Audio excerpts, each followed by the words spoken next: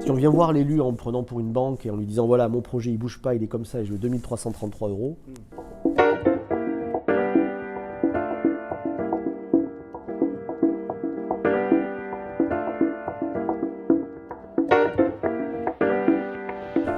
Bon, c'est difficile à dire. Moi, je sais que tous les jours, quand j'étais adjoint à la culture, j'avais 10-12 séquences par jour entre les réunions internes, les rendez-vous, les inaugurations, les vernissages. Et dans la moitié étaient des rendez-vous, voilà, donc on va dire 5-6 par jour de rendez-vous ou de visites qui soit amenaient un projet, soit venaient faire le bilan d'un projet en cours. Donc tout ça, au final, c'est un peu la même chose. Et puis plutôt ce qu'on reçoit par courrier. Donc on en reçoit énormément, énormément, énormément. Et tant mieux, tant mieux.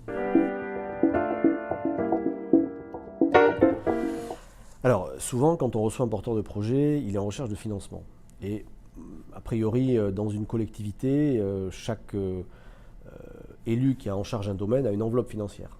Dans cette enveloppe financière, il a plus ou moins de marge. La marge, c'est quoi? C'est la différence entre les projets récurrents d'une année sur l'autre et les projets ponctuels. Souvent, quand on reçoit un projet, ils ne viennent pas nous demander de l'argent pour 10 ans, ils viennent nous demander une première fois, un premier élément. Et là, la marge, c'est quelle est la part du budget qu'on peut chaque année réattribuer facilement. Il faut faire attention parce qu'il y a des très grosses enveloppes financières, mais qui vont être à 95% captives d'une année sur l'autre. Et au contraire, parfois des plus petites enveloppes sur un périmètre, mais qui vont être remises en cause, un petit peu remises en jeu chaque année. Premier élément, l'élu ne choisit pas en fonction du fait du prince. Il y a une feuille de route. Moi, j'avais fait adopter un document d'orientation culturelle, plutôt à l'unanimité du conseil municipal, avec des axes clairs. Bon. Après, il faut que ça corresponde aux axes.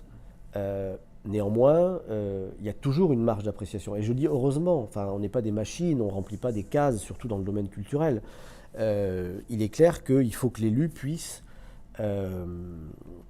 par volonté politique, se dire on va le faire. Typiquement, Bordeaux Open Air n'aurait pas vu le jour si c'était passé par les pures cases administratives, parce qu'on leur aurait dit quoi? On leur aurait dit mais vous avez une expérience avant?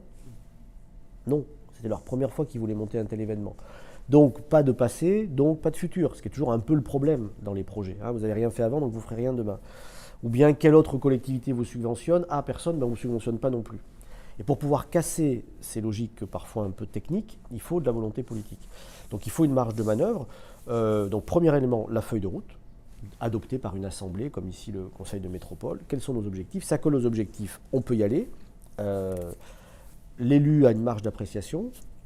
Et après, eh bien, il va y avoir la solidité financière, quand même. Hein. Est-ce que l'asso a déjà un budget ou pas? Est-ce qu'elle a acquis d'autres financements, pourquoi pas ailleurs?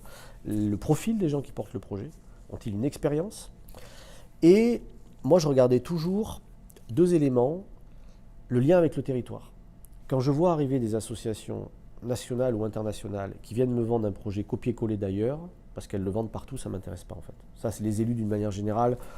Si vous voulez, bon, à l'autre extrême, une association bordelot-bordelaise qui veut s'adresser qu'à très peu de monde ne m'intéresse pas non plus. Mais, donc il faut vraiment un lien au territoire. Et le deuxième élément, c'est l'ouverture. C'est-à-dire combien de personnes sont touchées, est-ce qu'on veut vraiment rendre la culture accessible, si c'est de l'élitisme au sens négatif du terme, parce que ça peut être positif l'élitisme, mais au sens où réservé à certains, ça ne nous intéressait pas non plus.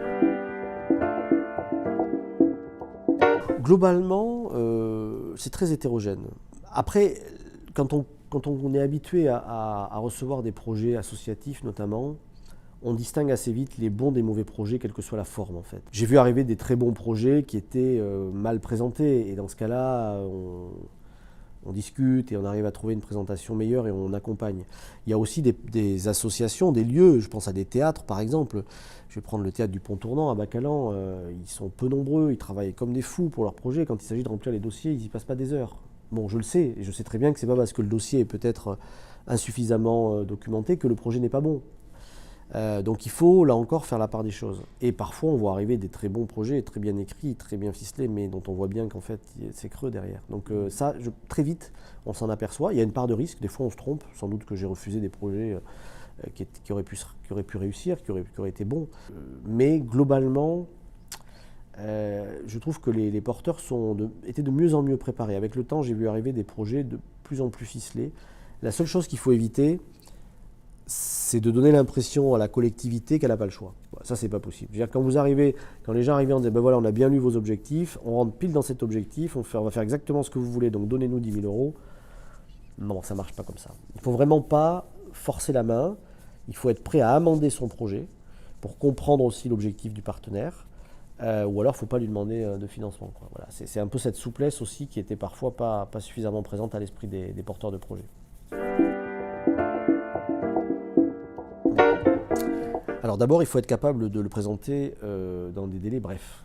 Il faut être capable, il ne faut pas arriver en se disant j'ai 1 heure de présentation. C'est pas possible. Un élu, dans les grandes structures en tout cas, il fonctionne par 20-30 minutes. Malheureusement, ça va vite. Donc il faut être capable de le résumer rapidement.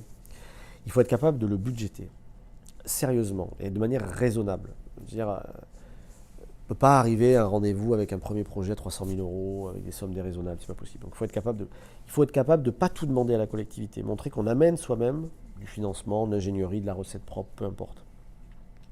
Il faut bien lire avant les objectifs politiques. Où on va? Est-ce que ça colle avec ce que je vais faire? Si vous allez rencontrer un département en mettant en avant le développement économique, ça ne va pas. Le département est en charge de l'action sociale dans notre pays. Donc ce qui compte d'abord, la priorité à lui, c'est la solidarité. Et si je l'applique au projet culturel, c'est plutôt l'accès à la culture qui va intéresser un département. Donc il faut bien voir où on va. Il faut bien voir qui on va voir, quels sont les objectifs politiques. Et sans donner l'impression qu'il n'a pas le choix, il faut quand même montrer qu'on se situe dans la feuille de route qui est la sienne. Donc faire référence aux objectifs politiques qui sont les siens ou qui sont ceux de la collectivité. Et puis je crois qu'il faut prouver qu'on est capable de faire. Pas forcément qu'on a déjà fait, mais qu'on a bien réfléchi au projet, qu'on sait où on va, qu'on a déjà pris éventuellement des contacts avec des partenaires potentiels pour montrer à la collectivité qu'elle ne serait pas toute seule si elle s'engageait. Voilà. C'est un peu ces différents conseils que je peux donner. Après, il faut avoir de l'audace. Il ne faut pas arriver les mains dans les poches. Il faut être audacieux. Voilà. C'est ça aussi qu'on attend. En tout cas, moi, ce que j'attendais aussi, c'est d'avoir des porteurs de projets qui, en matière culturelle, soient prêts à faire des choses un peu nouvelles, quoi.